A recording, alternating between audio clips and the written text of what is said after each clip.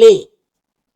ไม่ใช่ไพ่รูลมมันนั่นนะเขาว่าโบเมนไพ่รูลมเนี่ยเอียงข้างเทเลไปนั่นเนื่องไปเลยโบเมนไพ่รูลมไพ่รูลมเนี่ยมันจะเป็นแบบนี้ลมพัดมาก็ไม่ได้ล่มเนื่องพุ่นเนื่องนี่แต่ยืนตรงนะหมดลมปั๊บยืนตรงปั๊บหลุดอันนั้นไพ่รูลมแม่นบอกแม่นบอกตาไผ่รูลมคือแบบนี้เอาไผ่แปรเป็นไผ่รูลมได้แต่คนที่ทำนี่นะแปรแบบต่างได้แปรไผ่รูลมนะดร.ชุรชาติพูดอาจารย์ชุรชาติคอมมิวนิสต์เก่านั่นแหละแต่เขาเรียนอเมริกานะคอมมิวนิสต์เก่าแต่เขามีประสบการณ์นะทั้งสองข้างนะความไต่ตองของเขาดีนะท่านฟังดีๆเขาจะเป็นคอมมิวนิสต์เก่าหรือจะเป็นยังไงก็ตามแต่เขาเป็นนักศึกษาและเป็นยาชนฟังดีๆที่ลุงเว้าคำว่าไผ่รูลมเราบอกว่าต้องไปแบบไผ่รูลมเราบอกเราบ่ได้แนะนำไปทางผิดได้ฟังเด้ตาราสุรชาติเว้านะบาดนี้ไผ่รูลมของดร.สุรชาติเว้านั่นมันแบบนี้มันบ่ยืนอยู่อย่างสิผมชอบแล้วใช่นี่เราบอกว่า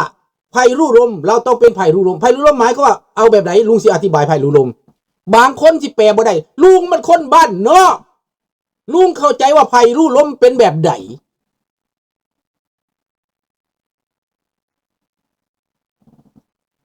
ลำของมันยืนตรงรากของมันอย่างลึกแล้วแน่นเปรียบไผ่ต้นไผ่มันยืนเปรียบไม่หวั่นไหวไม่ลมพัดมาก็โน่งไปโน่งมาโน่งไปโน่งมาเหมือนดังลำอ้อกอแขมโบราณนิทานของคนเราบอกว่าลำอ้อกอแขมพายุมากกับบ่ตายอีหยังมากกับบ่ตายน้ำท่วมกับบ่ตายน้ำบกไปก็ขึ้นมาคือเก่าลำอ้อกอแขมปฏิบัติตัวเหมือนดังลำอ้อกอแขมหรือเหมือนดังไผ่รูลมทฤษฎีแต่ตอนนี้มันพลาดเลยนะลุงบอกพลาดแล้วขอโทษเด้อดร.สุทินหรือไปก็ดร.นั่นอนุทินก็แล้วแต่ผมบอกพลาดแล้วพลาดการเมืองนี่พลาดการเมืองขึ้นมา4 เดือนนี่พลาดใหญ่เลยพลาดกว่าเพื่อไทยพลาดกว่าอะไรบด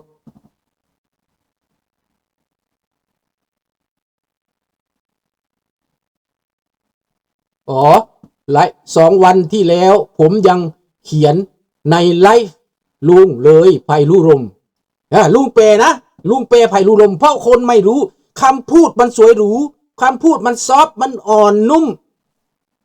ถ้าทำการเมืองไผ่รูลมนี้เป็นการเมืองที่สลาดเป็นการเมืองที่อ่อนนุ่มนวลและยืนตรงยืนอยู่ในหลักการประชาธิปไตยอยู่ในหลักการที่ยุติธรรมและถูกต้องใช่ไหมไผ่ไม่ได้ไปทำลายใครไม่อยู่ตรงๆเลย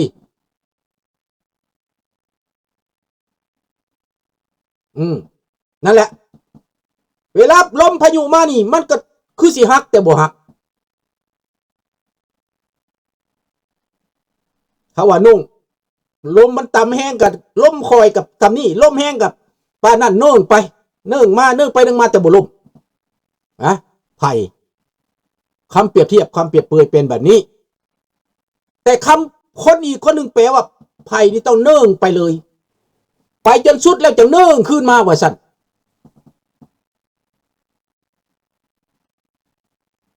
เนื่องขึ้นมาอันนั่นมันไปผิดทางแล้วเจ้าเนื่องไปท่านนั่นน่ะเนื่องจนคนไปแล้วล่มไปแล้วเลยจังเนื่องขึ้นมาขึ้นนะเขาไม่รับเขาไม่เอาแบบนั้นนะ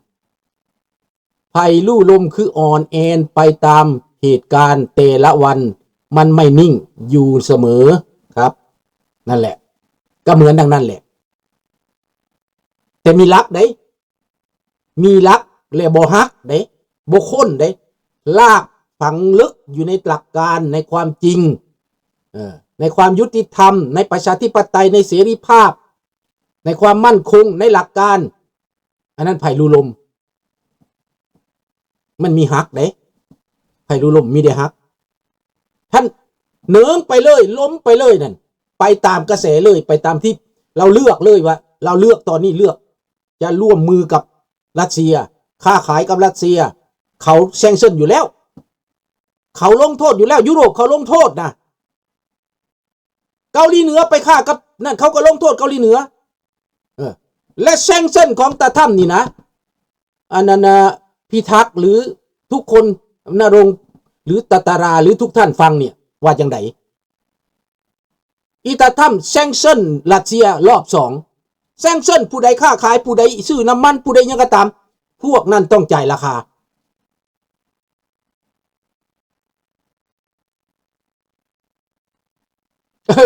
ไฟสู้ลม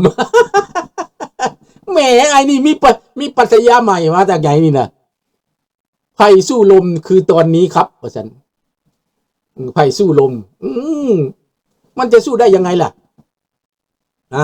ถืออันนี้ก็ที่ปรัชญาหนึ่งอีกไฟสู้ลมตอนนี้เป็นทฤษฎีไฟสู้ลมไม่ใช่ไฟรู้ลมเนี่ยคักอันนี้ก็ได้ลุงฟังเมื่อแหละนักปัญญาชนของคนไทยออกมาคอมเมนต์ลุงฟังเมื่อทุกคนฟังทางซ้ายฟังทางขวาฟังทางกลางพวกใดเสียงแบบใดรัฐบาลใดลุงมากก็ฟังเบิดเห็นเบิดเด้อเพราะลุงสนใจประเทศเฮาบ้านพ่อบ้านแม่เฮาบ้านพี่บ้านน้องเฮาสนใจเบิดสรุปแล้วก็คือต้องอยู่กับฝ่ายประชาธิปไตยเท่านั้นที่จะดูตลอดแม่นบ่ครับใช่ครับใช่ครับเนาะฟังนานแล้วเก่งขึ้นเนาะธนพรนี่เก่งหลายได้เดี๋ยวเจ้านี่นะว่าข่อยสิให้คะแนนเจ้า10ก็บ่10ส่วน10ได้ดิหรือ20ส่วน20ได้ดิได้คะแนนเลยเจ้าน่ะเรียนไม่เท่าใดแล้วเป็นนักเรียนผู้ที่1เลยนะให้เป็นนักเรียนสอบได้ที่1เลยนะเนี่ย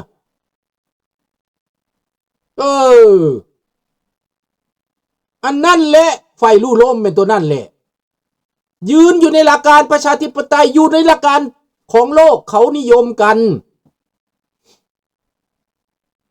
ว่าจะหลักถามแขวงใดลุงที่ถูกระเบิดลงหลายชุดตอนขาเกี่ยว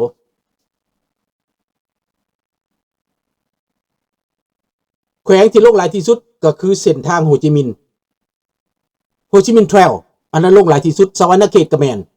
เพราะว่าเขาตีกันอยู่สวรรณเขตนักถ้าแขกสวรรณเขต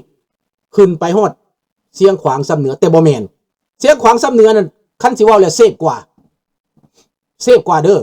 เพราะว่าแขวงซ้ำเหนือเสียงขวางหัวพันนั้นเป็น2แขวงที่รัฐบาลลาวเปิดให้เจ้าอยู่เส้นให้เจ้าอยู่แบบบ่ได้ลงบ่ได้ทิ่มระเบิดบ่ได้หยังปานใดดอก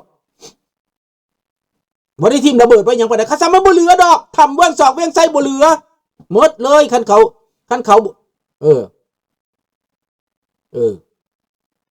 บ่เฮาเว้าสอนการเมืองก่อนแม่สอนการเมืองโลกให้ฟังก่อนแม่ตอนนี้นะลุงสอนการเมืองโลกได้นี่ให้ฟังนะแล้วเจ้าเอาไปออกบทเรียนออกไปตอบคำตอบให้มันถูกลุงอยากให้คนลาวนี่มีความรู้ทางด้านการเมืองที่ลุงพูดนี่อยากให้เข้าใจการเมืองไม่ใช่อยากแต่รู้เรื่องอั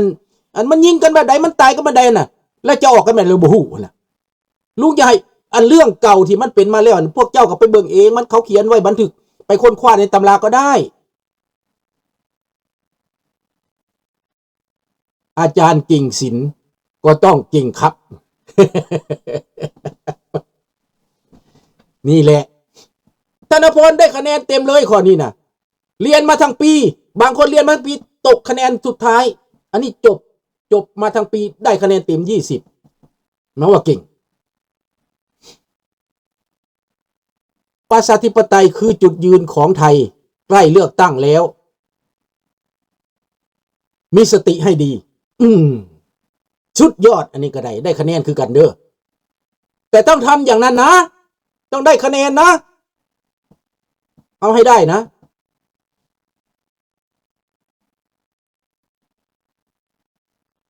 ผลประโยชน์ชั่วคราวเขาทำก็เพื่อว่าเขาจะได้อยู่ในจนจบ4 เดือน5 เดือนถึงเลือกตั้งนี้เขาต้องทำถ้าบ่นั้นเขาก็ต้องลงจากอำนาจ อันนี้ผลประโยชน์ระยะสั้นไม่ว่ากันนะเราก็เข้าใจเขานั่นแหละเข้าใจเต็มที่แต่เขาเดินหมากผิดครับเขาเดินผิดลุงบอกชัดๆเลยว่าเดินผิดไปหมากผิดเลยแหละคันเขาเลือกตั้งนี่เขาได้คะแนนท่วมท้นเขาได้เป็นรัฐบาลนี่ลุงโอ้สิบ่ได้หมุดดินแกนตายบ่เว้าผิดนี่นะ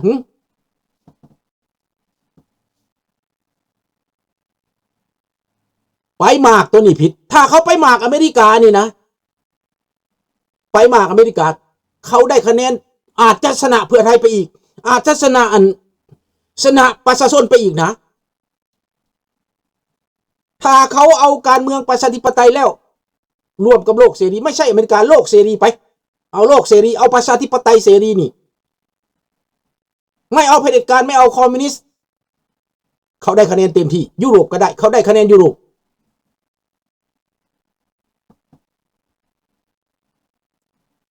ประยุทธ์ว่าผมไม่มั่นใจแม่นเพื่อไทยชนะการเลือกตั้งก็คงโดนล่มลงอีกเพราะ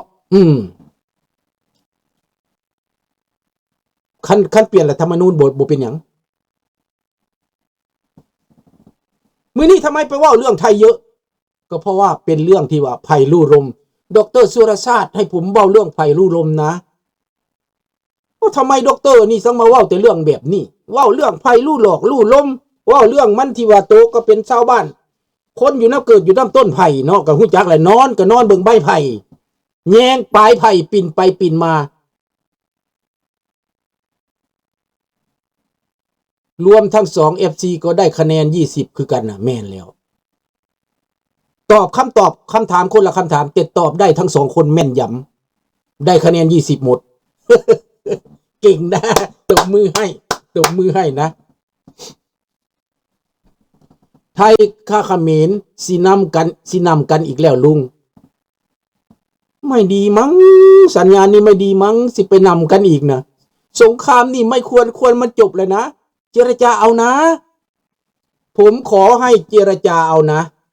ขอวิ่งวอนเจรจาเอาอย่าแข็งกระด้างอย่าแข็งจนแข็งเกินไปมันจะหักนะถ้าเกิดไปลบกันมีการตายไป1คน2คน3คน4คนขาหักแขนขาดไปหลายคนเพิ่มขึ้นลงไม่ได้นะสงครามนี้ขึ้นและลงไม่ได้นะก็ขอให้ประเทศไทยนี่หลุดพ้นจากสงครามนะครับผมขอไหว้ย่าโมขอไหว้พระแก้วขอไหว้พระอินทร์พระพรหมยมราชให้รักษาประเทศไทยอย่าให้เกิดสงครามนะครับและผมขอวิ่งวอนแม่ทัพนายกองทั้งหลาย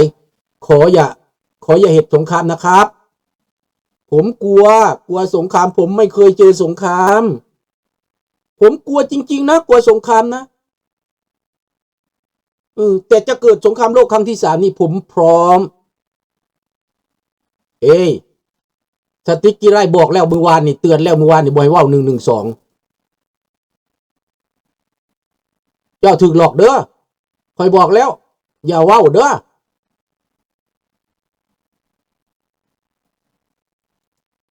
คอยเตือนในได้วานนี่ได้ขอโทษเด้อหลานสาวหยุดอย่าเว้าคอยบอกแล้วล้มการเมืองให้มันดีแต่อย่าไปเกี่ยวข้องยังว่าบอกแล้วสลาดนี่แม่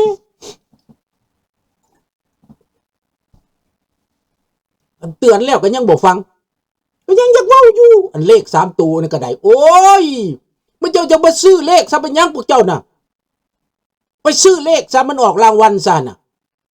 มาบอกอย่าเว้าอันหลานสาวนี่ก็ได้ตีก้นจักบาทซะบ่เนาะ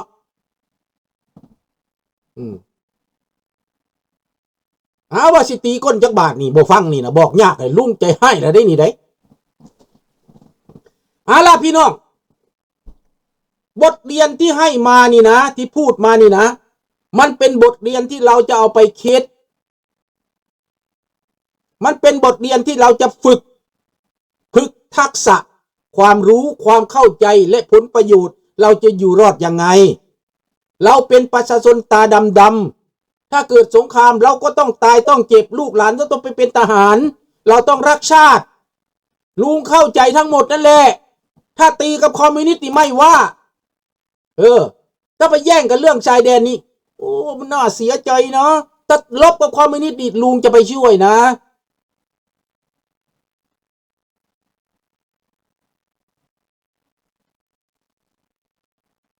ก็ไม่ได้ว่ามันระบายไม่ออกก็ต้องไประบายทั้งนั้นแหละถ้าขายเจ๊กได้ราคาไหมล่ะราคาดีไหมล่ะถ้าขายประเทศแคนาดาจะได้ราคาดีไหมขายอเมริกาจะได้ราคาดีไหมทำไมมันขายไม่ออกไหมไม่รู้เพราะตอนนี้เข้าอเมริกาก็มีเข้าเขมรก็มีเวียดนามก็มีมันแข่งกันนะแต่ผมชอบเข้าไทยนะเข้าไทยนี่เข้ามะลิของไทยนี่ยอดของความ